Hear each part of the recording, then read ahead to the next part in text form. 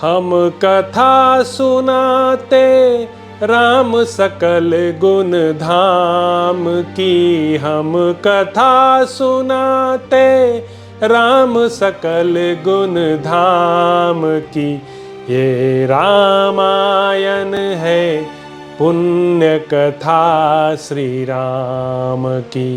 ये रामायण है पुण्य कथा श्री राम की। जम्बूदीपे भरत खंडे आर्यावर्ते भारतवर्षे एक नगरी है विख्यात अयोध्या नाम की। यह जन्म भूमि है परम पूज्य श्री राम की। यह जन्म भूमि है परम पूज्य श्री राम की। यह रामायण है पुण्य कथा श्री राम की।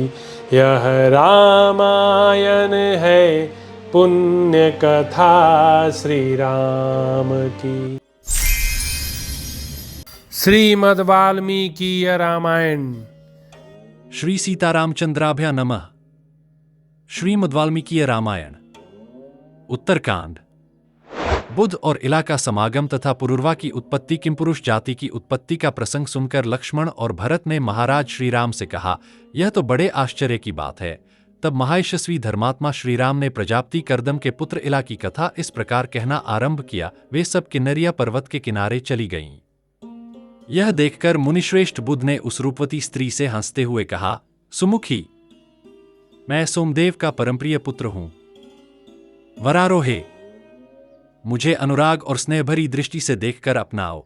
स्वजनों से रहित उस सूने स्थान में बुद्ध की यह बात सुनकर इला उस परम सुंदर महातेजस्वी बुद्ध से बोली, सौम्य सोमकुमार, मैं अपनी इच्छा के अनुसार विचरने वाली हूं, किंतु इस समय आपकी आज्ञा के अधीन हो रही हूं।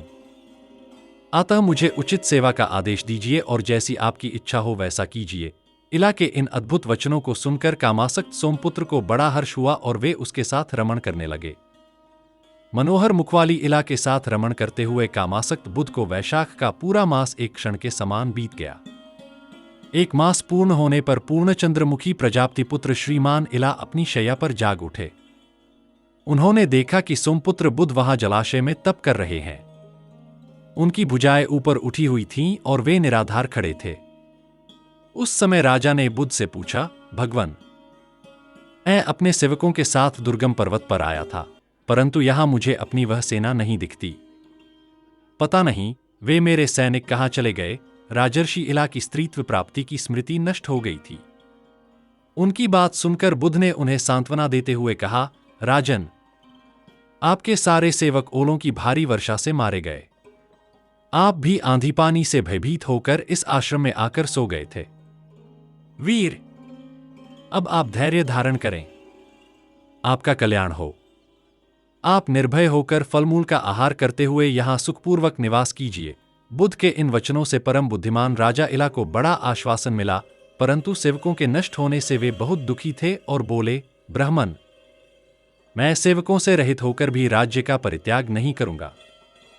अब क्षण भर भी मुझसे यहां नहीं रहा जाएगा। अतः मुझे जाने की आज्ञा दीजिए।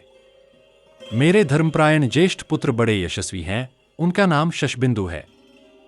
जब मैं वहां जाकर उनका अभिषेक करूंगा, तभी वे मेरा राज्य ग्रहण करेंगे। महातेजस्वी मुने, देश में जो मेरे सेवक और स्त्री पुत्रादि परिवार सुख से रह रहे हैं, उन सबको छोड़कर मैं यहां नहीं ठहर सकूंगा।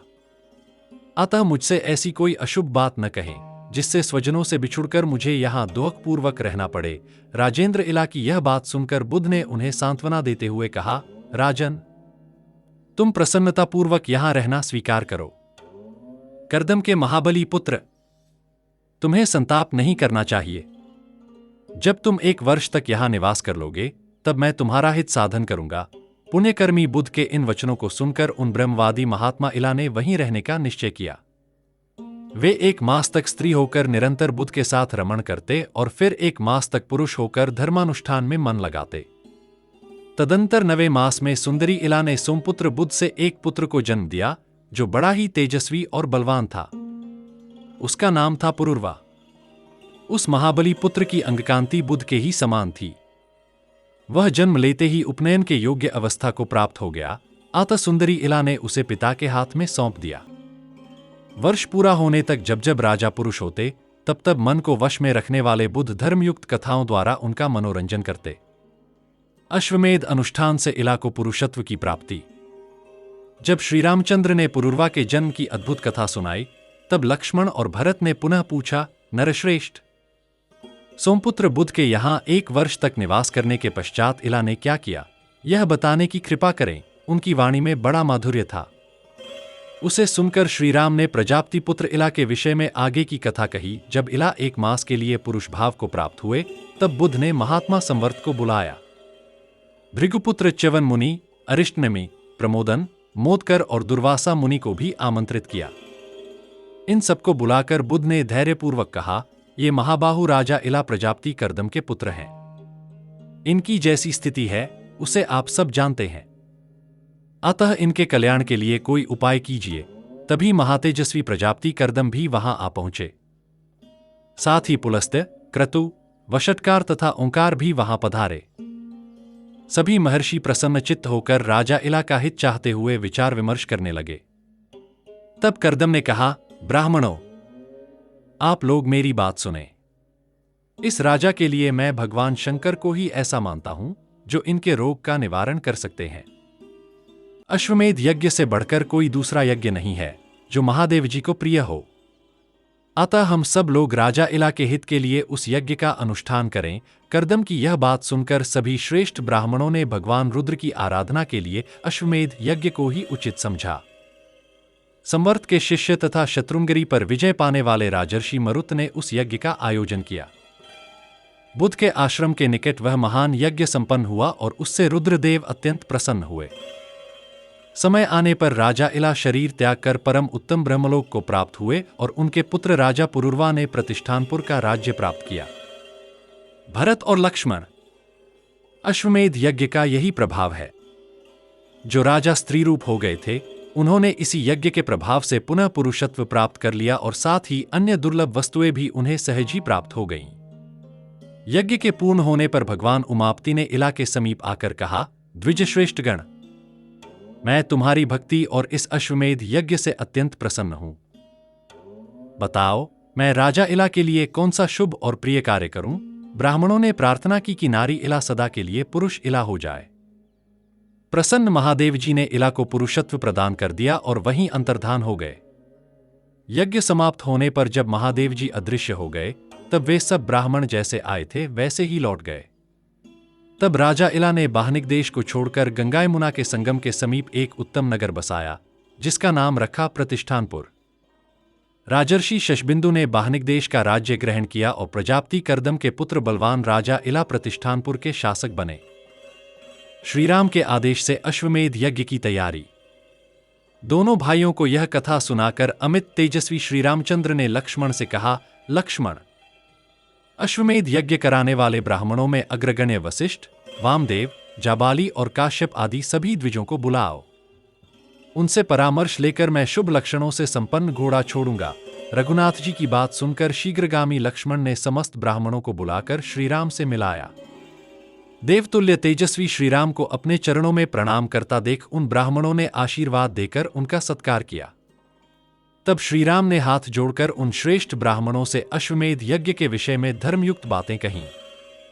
ब्राह्मणों ने भगवान शंकर का स्मरण करके यज्ञ की महिमा का वर्णन किया और श्रीराम प्रसन्न हुए।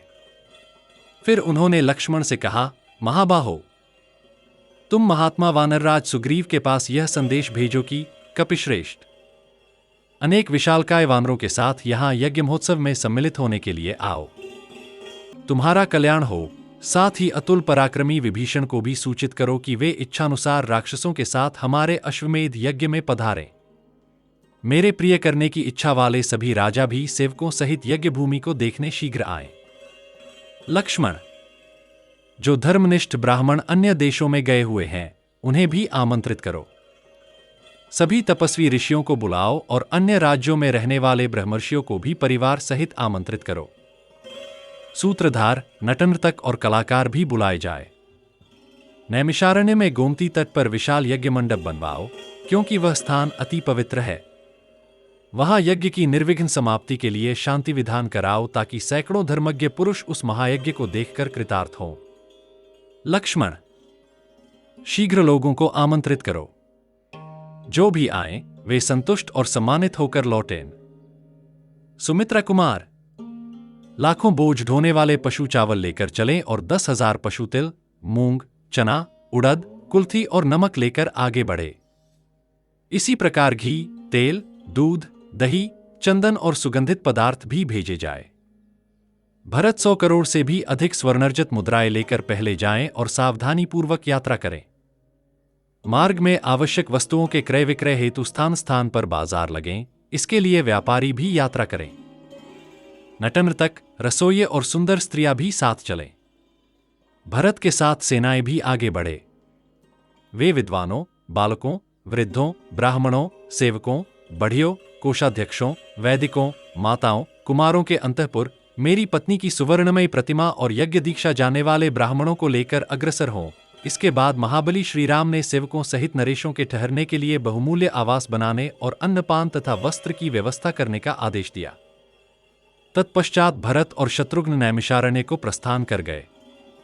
वहां सुग्रीव और श्रेष्ठ वानर ब्राह्मणों को भोजन कराते थे। विभीषण राक्षसों और तपस्वी मुनियों के स्वागत सत्कार में संलग्न रहते थे। श्रीराम के अश्वमेध यज्ञ में दान और मान की विशेषता। सब सामग्री भली भांति भेजकर श्रीराम ने शुभ लक्षणों से युक्त काले रंग का अश्व छोड़ा। ऋत्विजों सहित लक्ष्मण को उस अश्व की रक्षा का भार सौंपकर वे सेना सहित नैमिषारण्य पहुंचे। वहां बने अद्भुत यज्ञ मंडप को देखकर श्रीराम प्रसन्न होकर बोले, बहुत सुंदर है। नैमिषारण्य में निवास करते समय पृथ्वी के सभी नरेश उपहार लेकर आए। श्रीराम ने उनका स्वागत सत्कार किया और अन्न, वस्त्र, पान आदि प्रदान किए। भरत और शत्रुघ्न राजाओं के स्वागत में लगे रहे। सुग्रीव और वानर संयच्चित होकर ब्राह्मणों को भोजन कराते थे। विभीषण राक्षसों के साथ उग्र तपस्वी ऋषियों की सेवा करते थे। श्रीराम ने महात्मा नरेशों के लिए बहुमूल्य आवास दिए। इस प्रकार यज्ञ का कार्य प्रारंभ हुआ और लक्ष्मण की रक्षा में घोड़े का भ्रमण भी संपन्न हुआ। राजाओं में सिंह के समान पराक्रमी श्रीराम का यह यज्ञ उत्तम विधि से होने लगा। उस यज्ञ में एक ही वाणी सुनाई देती थी, जब तक याचक संतुष्ट न हो तब तक उसकी इच्छा के अनुसार वस्तुएं देते रहो। वहां गुड़ और खांडव आदि खाद्य पदार्थ तब तक दिए जाते जब तक पाने वाले पूर्णत संतुष्ट न हो जाए। याचक अपनी मनोकामना प्रकट करने से पहले ही राक्षस और वानर उनकी अभीष्ट वस्तुएं ला देते थे। राजा श्रीराम के उस श्रेष्ठ यज्ञ में हृष्टपुष्ट मनुष्य ही दिखते थे। वहां कोई दीन, दुर्बल या मलिन नहीं था। चिरजीवी मुनियों ने कहा, ऐसा यज्ञ पहले इंद्र, चंद्र, यम और वरुण के यहां भी नहीं देखा गया, जहां जिसे जो चाहिए था सुवर्ण, रत्न, धन या वस्त्र सबको तुरंत प्राप्त होता था। यज्ञ स्थल पर चांदी, सोना, रत्न और वस्त्रों के ढेर लगे रहते थे। वानर और राक्षस हाथों में दान की सामग्री लेकर खड़े रहते और अधिक से अधिक देते। भगवान श्रीराम का यह सर्वगुण संपन्न यज्ञ 1 वर्ष से भी अधिक काल तक चलता रहा और उसमें कभी किसी वस्तु की कमी नहीं हुई। श्रीराम के यज्ञ में महर्षि वाल्मीकि का आगमन और लव कुश को आदेश। जब वह अद्भुत यज्ञ प्रारंभ हुआ, तब महर्षि वाल्मीकि अपने शिष्यों के साथ वहां शीघ्र पधारे। उन्होंने उस दिव्य यज्ञ का दर्शन किया और जहां ऋषियों के लिए बाड़े बने थे, उनके समीप ही अपने लिए भी सुंदर पर्णशालाएं बनवाईं। वाल्मीकि के बाड़े के समीप अन्न आदि से भरे अनेक छकड़े रख दिए गए। साथ ही स्वादिष्ट फल और मूल भी सजाकर रखे गए। राजा श्रीराम और अनेक महात्मा मुनियों द्वारा सम्मानित होकर महातेजस्वी आत्मज्ञानी वाल्मीकि वहां बड़े सुख से निवास करने लगे। उन्होंने अपने 2 हृष्टपुष्ट शिष्यों से कहा, तुम दोनों भाई एकाग्रचित्त होकर सब ओर घूम फिरकर बड़े आनंद से संपूर्ण रामायण काव्य का गान करो। ऋषियों और ब्राह्मणों के स्थानों पर, गलियों में, राजमार्गों पर और राजाओं के निवास स्थानों में भी इसका गान करना। विशेष रूप से श्रीराम के गृह द्वार पर यज्ञ कर्म में लगे ब्राह्मणों और ऋत्विजों के सम्मुख इस काव्य का गान करना। यहाँ पर्वत की चोटियों पर नाना प्रकार के स्वादिष्ट फल लगे हैं। भूख लगने पर उनका स्वाद लेते हुए गान करते रहना। बच्चों, यहाँ के मधुर फलमूल खाने से न तो थकावट होगी और न ही तुम्हारे गले की मधुरता नष्ट होगी। यदि महाराज श्रीराम तुम्हें गान सुनने के लिए बुलाए तो उनसे और वहां उपस्थित ऋषिमुनियों से यथायोग्य विनयपूर्ण व्यवहार करना। मैंने जिस प्रकार तुम्हें भिन्न भिन्न सर्गों से युक्त रामायण काव्य का उपदेश दिया है, उसी अनुसार प्रतिदिन 20 सर्गों का मधुर स्वर से गान करना। धन की इच्छा से तनिक भी लोभ मत करना। वनवासी शिष्यों को धन से क्या प्रयोजन? फलमूल ही उनका भोजन है। यदि श्रीराम पूछें तुम किसके पुत्र हो, तो इतना ही कहना कि हम महर्षि वाल्मीकि के शिष्य हैं। यह वीणा 7 तारों वाली है। इसके मधुर स्वरों को झंकृत कर लय के साथ सुमधुर गान करना और निश्चिंत रहना। काव्य का आरंभ से ही गान करना। ऐसा कोई आचरण मत करना जिससे राजा का अपमान हो, क्योंकि राजा धर्म की दृष्टि से संपूर्ण प्राणियों का पिता होता है। अतः प्रसन्न और एकाग्रचित्त होकर कल प्रातः से ही वीणा की लय पर मधुर स्वर में रामायण गान आरंभ कर देना। इस प्रकार अनेक उपदेश देकर वरुण पुत्र परम उदार महामुनि वाल्मीकि मौन हो गए। मुनि के आदेश सुनकर सीता के दोनों पुत्रों ने कहा, हम ऐसा ही करेंगे, और वहां से चले गए। वे दोनों कुमार जैसे अश्विनी कुमार शुक्राचार्य की नीति संहिता को हृदय में धारण करते हैं, वैसे ही महर्षि की वाणी को हृदय में धारण कर उत्कंठित भाव से वहां रात भर सुखपूर्वक रहे। लव कुश द्वारा रामायण गान और श्रीराम का श्रवण। प्रातःकाल स्नान संध्या और समिधा होम का कार्य पूर्ण करके दोनों भाई ऋषि के आदेशानुसार रामायण गान करने लगे। उनका गान आचार्यों के बताए हुए नियमों के अनुकूल था, संगीत की विशेषताओं से युक्त और अपूर्व शैली का था। द्रुत, मध्य और विलंबित लयों की आवृत्तियों और सप्तस्वरों की मधुरता से बंधा हुआ तथा वीणा की लय से संयुक्त वह गान सुनकर श्रीराम को बड़ा कौतूहल हुआ।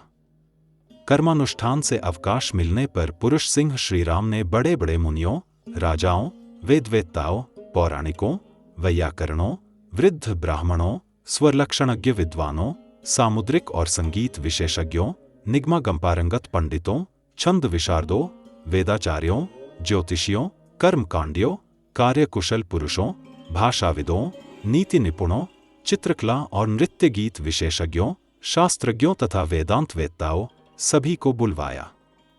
उन सबको एकत्र कर भगवान श्रीराम ने उन दोनों बालकों को सभा में बुलवाकर आसन दिया। सभासद आपस में हर्षपूर्वक बातें करने लगे और उसी समय दोनों मुनि कुमारों ने गान आरंभ किया। फिर तो मधुर संगीत का तार बंध गया। वह अलौकिक गान था। उसके कारण सभी श्रोता मुग्ध हो गए। किसी की तृप्ति नहीं होती थी। मुनियों और राजाओं का समुदाय आनंद में मग्न होकर उन दोनों की ओर बार बार इस प्रकार देख रहा था मानो उनकी रूप माधुरी को नेत्रों से पी रहा हो। सभी लोग एकाग्रचित्त होकर कहने लगे, इन दोनों कुमारों की आकृति तो श्रीराम से मिलती जुलती है। ये मानो प्रतिबिंब के समान है। यदि इनके सिर पर जटा न होती और ये वल्कल वस्त्र न पहने होते तो हमें श्रीराम और इन गायक कुमारों में कोई भेद न दिखता। नगर और जनपद के लोग जब इस प्रकार बातें कर रहे थे, उसी समय नारद जी द्वारा प्रदर्शित मूल रामायण का गान प्रारंभ हुआ। वे 20 सर्गों का गान कर चुके थे कि अपराह्न का समय हो गया। उतनी देर में 20 सर्गों का गान सुनकर भ्रातृवत्सल श्रीराम ने भरत से कहा, काकुत्स्थ, इन दोनों बालकों को 18,000 स्वर्ण मुद्राएं पुरस्कार स्वरूप प्रदान करो। यदि और किसी वस्तु की इन्हें इच्छा हो तो वह भी दे दो। आज्ञा पाकर भरत ने उन्हें स्वर्ण मुद्राएं प्रदान करनी चाहिए, परंतु कुश और लव ने उन्हें ग्रहण नहीं किया। वे दोनों बोले, इस धन की हमें आवश्यकता नहीं। हम वनवासी हैं, फलमूल से जीवन निर्वाह करते हैं। स्वर्णर्जित का वन में क्या उपयोग? यह सुनकर सभी श्रोता और स्वयं श्रीराम भी आश्चर्यचकित हो गए। तब श्रीराम यह जानने को उत्सुक हुए कि यह काव्य उन्हें कहां से प्राप्त हुआ है। श्रीराम से लव कुश का संवाद और रामायण की महिमा। लव कुश ने श्रीराम से कहा, महाराज, इस महाकाव्य में कितने श्लोक हैं? इसके रचयिता कौन हैं? वे कहां रहते हैं? तब वे दोनों मुनि कुमार बोले, राजन, जिस काव्य में आपके संपूर्ण चरित्र का वर्णन हुआ है, उसके रचयिता भगवान वाल्मीकि हैं। वे इसी यज्ञस्थल में पधारे हुए हैं। उन तपस्वी कवि द्वारा रचित इस महाकाव्य में 24,000 श्लोक और एक ही उपाख्यान है। उन्होंने आदि से लेकर अंत तक 500 सर्ग और 6 कांडों की रचना की है। इसके अतिरिक्त उन्होंने उत्तरकांड की भी रचना की है। हमारे गुरु महर्षि वाल्मीकि ने ही यह सब कुछ बनाया है। उन्होंने आपके जीवन को महाकाव्य का रूप दिया है, जिसमें आपके संपूर्ण चरित्र का समावेश है। यदि आप इसे सुनना चाहें तो यज्ञकर्म से अवकाश मिलने पर अपने भाइयों के साथ बैठकर इसे नियमित रूप से सुनिए। श्री रामचंद्र जी ने कहा, बहुत अच्छा, हम इस काव्य को सुनेंगे। तत्पश्चात उनकी आज्ञा लेकर लव और कुश प्रसन्न मन से उस स्थान पर गए जहां मुनिवर वाल्मीकि ठहरे हुए थे। फिर श्री रामचंद्र जी भी महात्मा मुनियों और राजाओं के साथ उस मधुर संगीत को सुनकर यज्ञ मंडप में चले गए। इस प्रकार प्रथम दिन लव और कुश ने वीणा की लय पर सुंदर स्वर और मधुर शब्दों से संपन्न काव्यगान किया। श्री राम का विचार और दूतों का प्रेषण। कई दिनों तक ऋषियों, राजाओं और वानरों के साथ श्री राम उस उत्तम रामायण गान को सुनते रहे। उसी कथा से उन्हें यह ज्ञात हुआ कि लव और कुश सीता के ही सुपुत्र हैं। यह जानकर श्री राम ने सभा मध्य बैठे हुए शुद्ध आचार विचार वाले दूतों को बुलाकर कहा, यदि सीता का चरित्र शुद्ध है और उनमें कोई पाप नहीं है, तो वे महर्षि वाल्मीकि की अनुमति लेकर यहाँ आएं और जनसमूह के सम्मुख अपनी शुद्धता का प्रमाण दें। तुम लोग मुनि और सीता दोनों की भावना जानकर शीघ्र मुझे सूचित करो। कल प्रातः वे सभा में आएं और मेरी निर्दोषता सिद्ध करने के लिए शपथ लें। दूत मुनिवर वाल्मीकि के पास गए और श्री राम का संदेश निवेदन किया। महात्मा वाल्मीकि ने उत्तर दिया, ऐसा ही होगा। श्री राम जो आज्ञा देते हैं, सीता वही करेगी, क्योंकि पति स्त्री के लिए देवता के समान है। दूत लौटकर श्री राम को सब बातें सुना आए। महात्मा की बातें सुनकर श्री राम को प्रसन्नता हुई और उन्होंने कहा, आप सब मुनि और उनके शिष्य सभा में पधारें। सभी राजागण भी उपस्थित हों। जो कोई सीता की शपथ देखना चाहे वह भी आ जाए। सभा में यह सुनकर महर्षियों ने साधुवाद किया और राजाओं ने कहा, नरश्रेष्ठ, इस पृथ्वी पर ऐसी उत्तम बातें केवल आप ही कर सकते हैं। इस प्रकार दूसरे दिन सीता से शपथ लेने का निश्चय कर श्री राम ने सबको विदा कर दिया। महर्षि वाल्मीकि द्वारा सीता की शुद्धता का समर्थन। प्रभात होते ही श्री राम यज्ञशाला में पधारे और समस्त ऋषियों को बुलवाया। वशिष्ठ, वामदेव, जाबाली, काश्यप, विश्वामित्र, दीर्घत्मा, दुर्वासा, पुलस्त्य, शक्ति, भार्गव, वामन, मार्कंडेय, मौद्गल्य, गर्ग, च्यवन, शतानंद, भरद्वाज, सुप्रभ, नारद, पर्वत, गौतम, कात्यायन, सुयज्ञ, अगस्त्य और अनेक मुनि वहां एकत्र हुए। महाबली राक्षस, वानर, नाना देशों से आए ब्राह्मण, क्षत्रिय, वैश्य, शूद्र भी सहस्रों की संख्या में पधारे। सभा में लोग निश्चल बैठे थे कि तभी मुनिवर वाल्मीकि सीता को लेकर आए। सीता सिर झुकाए, हाथ जोड़े और आंसुओं से भरे नेत्रों सहित चल रही थी। उनका स्वरूप देखकर सब ओर धन्य धन्य की ध्वनि गूंज उठी। जन समुदाय कह रहा था, राम, आप धन्य हैं। सीते, आप धन्य हैं। कहीं दोनों की एक साथ साधुवाद की ध्वनि हो रही थी। वाल्मीकि ने श्री राम से कहा, दशरथ नंदन, यह सीता उत्तम व्रत का पालन करने वाली और धर्मपरायणा है। आपने लोकापवाद से भयभीत होकर इसे त्याग दिया था। अब यह अपनी शुद्धता का प्रमाण देगी। ये दोनों कुमार, कुश और लव, जानकी के गर्भ से उत्पन्न आपके ही पुत्र हैं। मैं सत्य कहता हूं, मैं प्रचेता का पुत्र हूं। मैंने कभी असत्य नहीं कहा। यदि सीता में दोष हो तो मेरी तपस्या का फल नष्ट हो। यदि वे निष्पाप हैं तभी मुझे अपने पुण्य कर्म का फल मिले। मैंने मन, वाणी और कर्म से कभी पाप नहीं किया। मैंने इनकी शुद्धता का भली भांति परीक्षण कर ही इन्हें अपने आश्रम में लिया। इनका आचरण सर्वथा शुद्ध है। ये पति को देवता मानती हैं। दिव्य दृष्टि से मैंने जान लिया था कि सीता परम पवित्र हैं। इसी कारण इन्हें मेरे आश्रम में स्थान मिला। राम, यह आपको भी प्राणों से अधिक प्रिय है और आप भी जानते हैं कि सीता सर्वथा शुद्ध है। फिर भी लोकापवाद के भय से आपने इन्हें त्याग दिया, सीता का शपथ ग्रहण और रसातल में प्रवेश। महर्षि वाल्मीकि के ऐसा कहने पर श्री रघुनाथ जी सुंदरी सीता देवी की ओर एक बार दृष्टि डालकर उस जन समुदाय के बीच हाथ जोड़कर बोले, महाभाग, आप धर्म के ज्ञाता हैं। सीता के संबंध में आप जैसा कह रहे हैं वह सब ठीक है। ब्राह्मण, आपके इन निर्दोष वचनों से मुझे जनक नंदिनी की शुद्धता पर पूरा विश्वास हो गया है। एक बार पहले भी देवताओं के सामने विदेहनंदिनी की शुद्धता का विश्वास मुझे प्राप्त हो चुका है। उस समय सीता ने अपनी शुद्धि के लिए शपथ की थी, जिसके कारण मैंने उन्हें अपने भवन में स्थान दिया था। किंतु आगे चलकर फिर लोकापवाद का बड़ा तूफान उठा, जिससे विवश होकर मुझे मिथिलेश कुमारी का त्याग करना पड़ा। ब्राह्मण, यह जानते हुए भी कि सीता सर्वथा निष्पाप हैं, मैंने केवल समाज के भय से उन्हें छोड़ दिया। अतः आप मेरे इस अपराध को क्षमा करें। मैं यह भी जानता हूं कि ये जुड़वा उत्पन्न कुमार कुश और लव मेरे ही पुत्र हैं, तथापि जन समुदाय के समक्ष शुद्ध प्रमाणित होने पर ही मिथिलेश कुमारी में मेरा प्रेम स्थिर हो सकता है। श्रीराम के अभिप्राय को जानकर सीता के शपथ के समय महेंद्र आदि सभी महातेजस्वी देवता पितामह ब्रह्मा जी को आगे करके वहां आ गए।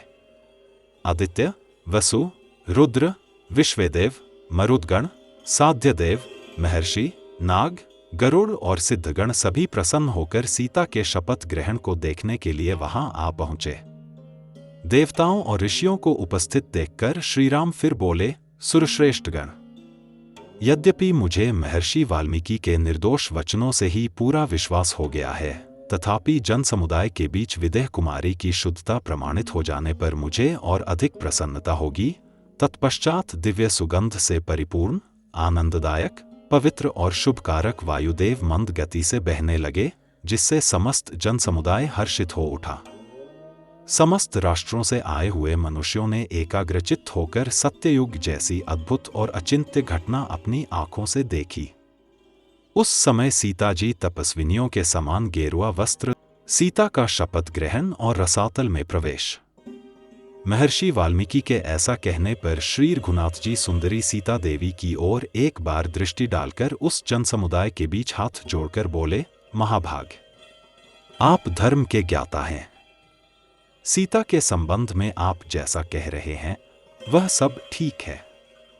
ब्राह्मण, आपके इन निर्दोष वचनों से मुझे जनक नंदिनी की शुद्धता पर पूरा विश्वास हो गया है।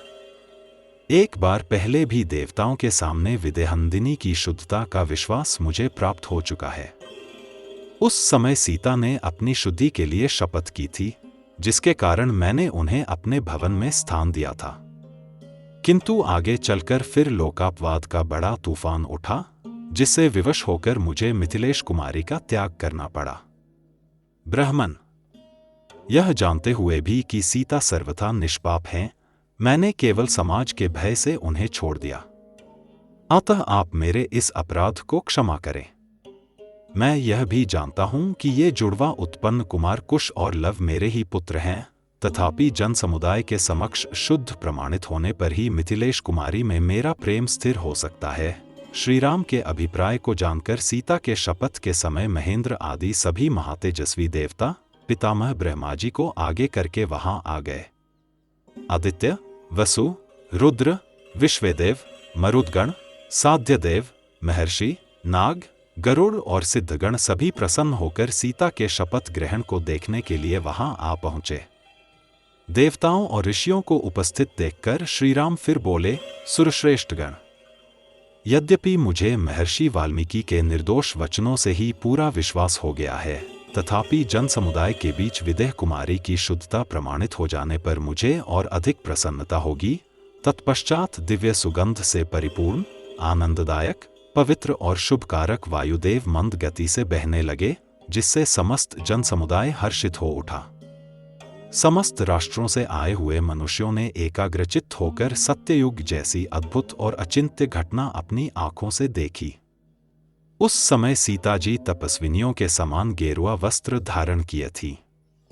सबके समक्ष उपस्थित होकर वे हाथ जोड़े, दृष्टि और मुख नीचे किए बोलीं, मैं श्रीराम के सिवा किसी अन्य पुरुष का स्पर्श तो दूर रहा, मन से चिंतन भी नहीं करती। यदि यह सत्य है तो भगवती पृथ्वी देवी मुझे अपनी गोद में स्थान दे। यदि मैं मन, वाणी और क्रिया से केवल श्रीराम की ही आराधना करती हूं तो भगवती पृथ्वी देवी मुझे अपनी गोद में स्थान दे। भगवान श्रीराम को छोड़कर मैं किसी अन्य पुरुष को नहीं जानती। मेरी कही हुई यह बात यदि सत्य हो तो भगवती पृथ्वी देवी मुझे अपनी गोद में स्थान दें। सीता की इस शपथ के साथ ही भूतल से एक अद्भुत सिंहासन प्रकट हुआ जो बड़ा ही सुंदर और दिव्य था। दिव्य रत्नों से अलंकृत महापराक्रमी नागों ने दिव्य रूप धारण करके उस सिंहासन को अपने सिर पर धारण कर रखा था। सिंहासन के साथ ही पृथ्वी की अधिष्ठात्री देवी भी दिव्य रूप से प्रकट हुई। उन्होंने सीता को अपनी भुजाओं से गोद में उठा लिया और उनका अभिनंदन करके उस सिंहासन पर बिठा दिया। सिंहासन पर बैठकर जब सीता रसातल में प्रवेश करने लगीं, तब देवताओं ने उनकी ओर देखा और आकाश से दिव्य पुष्पों की वर्षा होने लगी। देवताओं के मुख से धन्य धन्य की ध्वनि प्रकट हुई। वे कहने लगे, सीते, तुम धन्य हो। तुम्हारा शील और स्वभाव इतना पवित्र और अद्भुत है। सीता के रसातल प्रवेश को देखकर आकाश में खड़े देवता प्रसन्नचित्त होकर बहुत सी बातें कहने लगे। यज्ञ मंडप में उपस्थित सभी मुनि और नरश्रेष्ठ नरेश आश्चर्य से भर गए। अंतरिक्ष, भूतल और पाताल तीनों लोकों में चराचर प्राणी, दानव और नागराज सभी आश्चर्यचकित हो उठे। कोई हर्षनाद करने लगा, कोई ध्यान मग्न हो गया, कोई श्रीराम की ओर देखने लगा और कोई विस्मित होकर सीता की ओर निहारने लगा। सीता के भूतल में प्रवेश से वहां उपस्थित सब लोग हर्ष और शोक में डूब गए। श्रीराम का शोक और ब्रह्मा जी का उपदेश। सीता के रसातल में प्रवेश करने पर वानर और ऋषिमुनि कहने लगे, साध्वी सीते, तुम धन्य हो। किंतु स्वयं भगवान श्रीराम अत्यंत दुखी हुए। उनका मन उदास हो गया। वे गूलर के डंडे का सहारा लेकर खड़े हो गए और नेत्रों से आंसू बहाने लगे।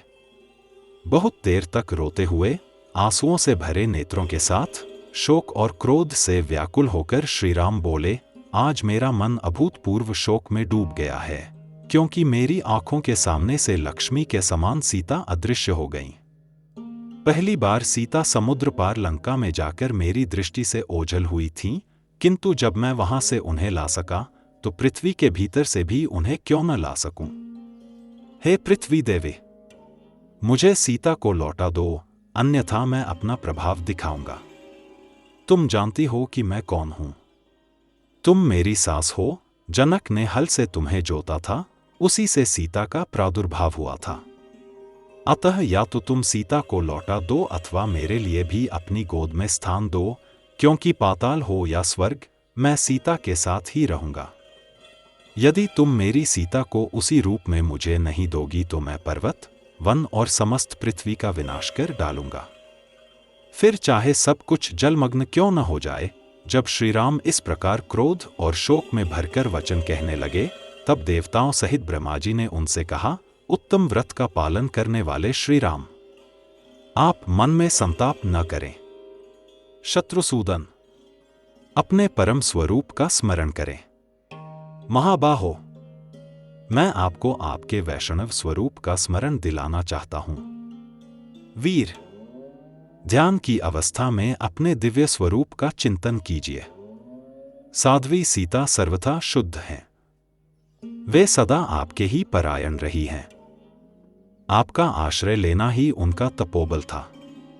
उसी के द्वारा वे नागलोक के बहाने आपके परमधाम को चली गई हैं। अब पुनः साकेत धाम में आपकी उनसे भेंट होगी, इसमें संशय नहीं है। राम, यह काव्य आपके चरित्र से संबंध रखने वाला सब काव्यों में उत्तम है। यह आपके संपूर्ण जीवन का विस्तार से वर्णन करता है। वीर, आविर्भाव काल से लेकर सुख दुख के जो प्रसंग आपके जीवन में घटे हैं और सीता के अंतर्धान के बाद जो घटनाएं घटेंगी, उनका भी महर्षि वाल्मीकि ने पूर्ण रूप से वर्णन किया है। राम, यह आदि काव्य है। इसकी आधारशिला आपके ही जीवन वृत्तांत हैं। रघुकुल की शोभा बढ़ाने वाले आपके अतिरिक्त कोई और इस काव्य का नायक होने योग्य नहीं था। हम देवताओं ने भी इस संपूर्ण काव्य का श्रवण किया है। यह दिव्य और अद्भुत है। इसमें कुछ भी छिपाया नहीं गया है। पुरुष सिंह राम, धर्मपूर्वक एकाग्रचित्त होकर आप भविष्य की घटनाओं से युक्त शेष रामायण काव्य भी सुने। यह अंतिम भाग उत्तरकांड कहलाता है। इसका श्रवण आप अवश्य करें। पहले आपके लिए ही यह उत्तम काव्य गाया जाना उचित है। इतना कहकर ब्रह्मा जी देवताओं और उनके बंधु बांधवों के साथ अपने लोक को चले गए। जो महात्मा ऋषि ब्रह्मलोक में विद्यमान थे, वे ब्रह्मा जी की आज्ञा से भविष्य की घटनाओं को सुनने की इच्छा से वहीं रह गए। तत्पश्चात श्रीराम ने महर्षि वाल्मीकि से कहा, भगवन, ये ब्रह्मलोक के निवासी महर्षि मेरे भावी चरित्र से संबंधित उत्तरकांड का शेष अंश सुनना चाहते हैं। अतः कल प्रातः से ही उसका गान आरंभ होना चाहिए। ऐसा निश्चय करके श्रीराम ने जन समुदाय को विदा किया और कुश तथा लव को साथ लेकर अपनी पर्णशाला में गए। वहां सीता का ही चिंतन करते करते उन्होंने रात व्यतीत की। सकल गुण धाम की हम कथा सुनाते, राम सकल गुण धाम की ये रामायण है। पुण्य कथा श्री राम की ये रामायण है। पुण्य कथा श्री राम की। जम्बूदीपे भरत खंडे आर्यावर्ते भारत वर्षे एक नगरी है विख्यात अयोध्या नाम की। यह जन्म भूमि है परम पूज्य श्री राम की। यह जन्म भूमि है परम पूज्य श्री राम की। यह रामायण है पुण्य कथा श्री राम की।